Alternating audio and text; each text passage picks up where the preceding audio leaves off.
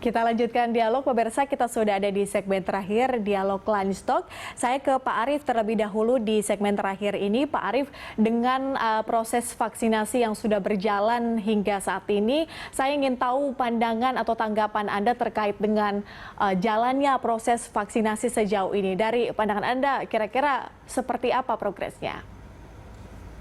Baik, terima kasih. Kebetulan Danon juga salah satu yang ikut mendukung program untuk vaksinasi lansia, dan kita bersama-sama karena kita yakin bahwa vaksinasi inilah salah satu solusi penting untuk bisa agar pandemi berakhir. Pandemi kita semua ingin itu berakhir. Nah, sejauh ini kita membaca juga dari media-media memang sebanyak tantangannya.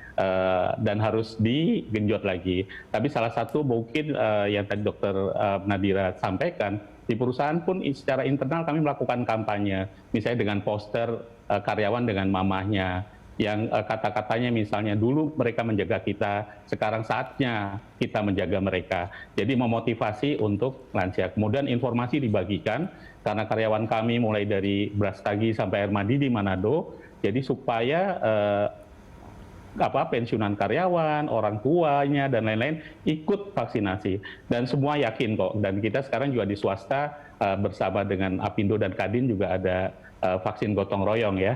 Danon juga salah satu yang juga ikut di dalamnya. Semakin cepat, semakin baik. Semoga semuanya sukses dan itu jadi kesuksesan kita semua.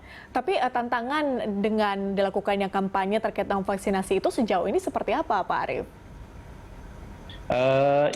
Tantangan ada karena saya yakin sebaran penduduk ya, Indonesia dengan 16.000 pulau, 3.000 populasi, lansia jangan jauh-jauh di sekarang pun itu Dr. Nadira nanti bisa menyampaikan bagaimana mau jemput bola, tidak mudah. Kenapa? Karena memang untuk membawa orang-orang lansia ini tadi memang tempatnya udah menarik ya, di drive thru, bisa dengan mobil, bisa dengan motor, ada yang di gedung. Saya lihat juga misalnya di Bogor juga di gedung yang enak, dan kami dari Danon juga membagikan ribuan botol aqua gratis untuk menunggu dan itu biar tetap terhidrasi.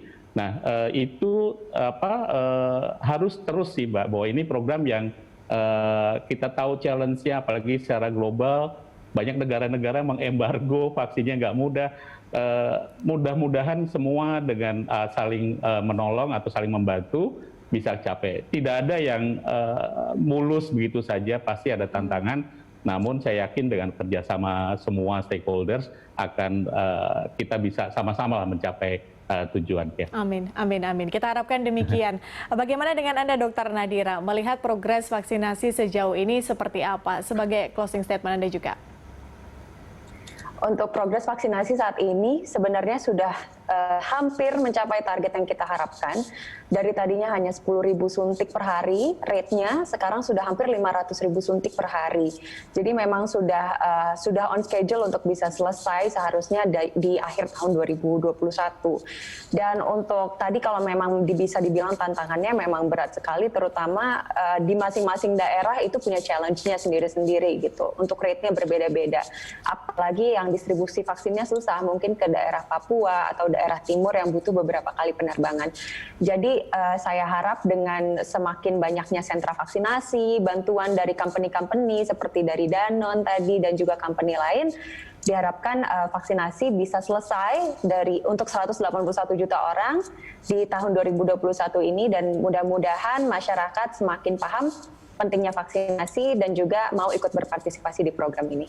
Iya, kita harapkan demikian ya, masyarakat lebih paham, mengerti kegunaan dari vaksinasi itu seperti apa, sekaligus juga membantu pemerintah dalam menanggulangi pandemi COVID-19. Sudah lebih dari setahun, rasanya udah panjang banget ya Pak Arief dan Dr. Nadira.